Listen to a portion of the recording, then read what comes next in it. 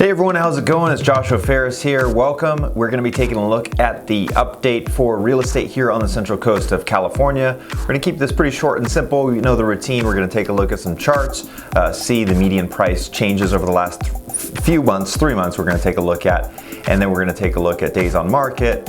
We're going to take a look at where we're headed. And then we're going to take a look at some homes that I think are really well priced and have some unique architectural aspects to them depending on what you're looking for. So let's go ahead and dive in. Let's go ahead and, like I said, keep this short and simple. Make sure to like and subscribe if you're on YouTube, or give it a thumbs up if you're on LinkedIn or one of the other social media platforms, and get this information out to other people, whether or not they're buying, selling, or investing. It's important information to have. So let's go ahead and get started.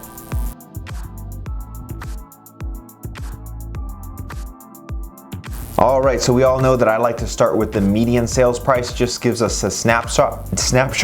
We're going to take a look at the Central Coast median sales price for a single family home, which is $797,000, okay? Back in May, it was $775,000, and then in April, it was $799,000, okay?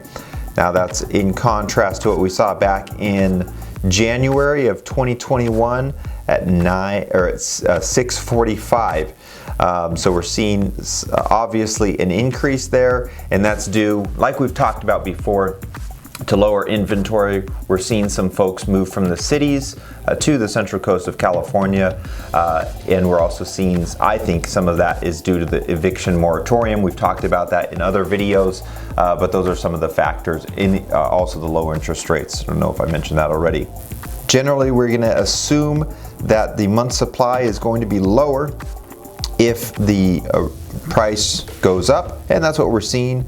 We're still low, 1.4, 1.3 in May, 1.3 in April, and this time last year it was 3.7, 3.7 in May, and 3.3 in June. So we are seeing, obviously the inventory is low, it's not meeting the demand. We're seeing that with multiple offers on homes, and this is typically in the entry-level price point to the step-up price point for single-family homes. We haven't quite seen the increase of price point for condominiums or on really high-end homes. So it's really in that mid-range price point. Price per square foot has also increased. June for 37, May for 28, and April for 24. Days on market, 11 days on market in June. In May, we've seen it at 5, and in April at 9. So it just gives us some numbers there. It gives us a quick snapshot. Pretty simple to understand. The inventory is lower. We see that with the days on market and with the month supply. That gives us an indicator of that, and what is that making the prices do, makes them go up, okay? And so more competition, less inventory, prices go up. It's pretty standard. Also access to money with low interest rates. So that's what we're seeing, which is, it's good for you sellers. So if you put a home on the market, it's as long as it's well priced and well marketed, you're gonna sell it for a great price, but where do you go, right? And so that's the question a lot of people ask. Some of them are moving out of the state, but you can obviously take that equity that you've earned and move it to a different area, a different city. Maybe you want to sell your home in the city and move to more of the countryside, have a couple acres. We're seeing a lot of that. That seems to be the trend, where people are moving away from their townhomes or their homes in the city, and they're moving out into the country. Then they have a little bit more space. So those are some of the trends that I am seeing. Let's go ahead and take a look at some homes that I think are really well priced in around that median price point in Arroyo Grande, 5 Cities area. Let's go ahead and take a look.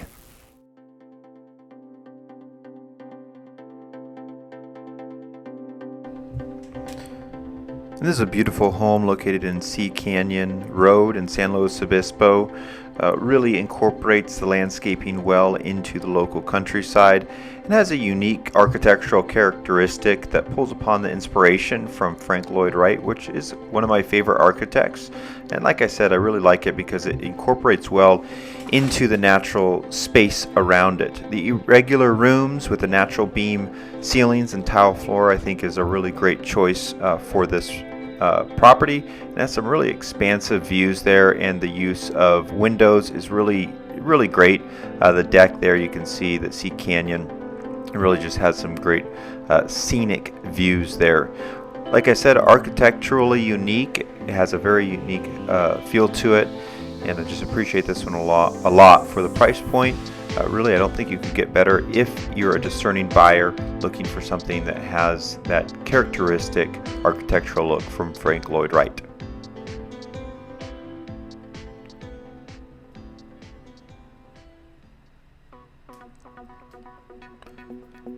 Now, if you're in that median price point for Arroyo Grande, this one 1168 Pacific Point is a great option for you.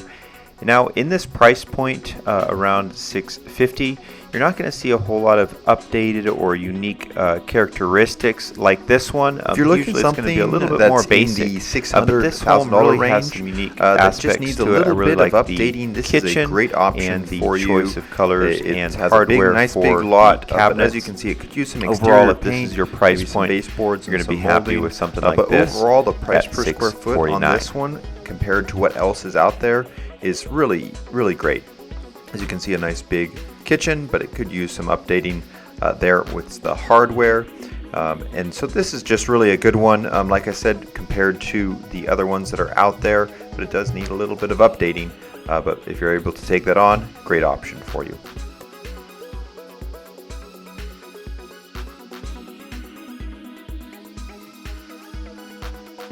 So what can we expect for the summertime as we're entering into the summer, and then eventually we'll enter into the fall?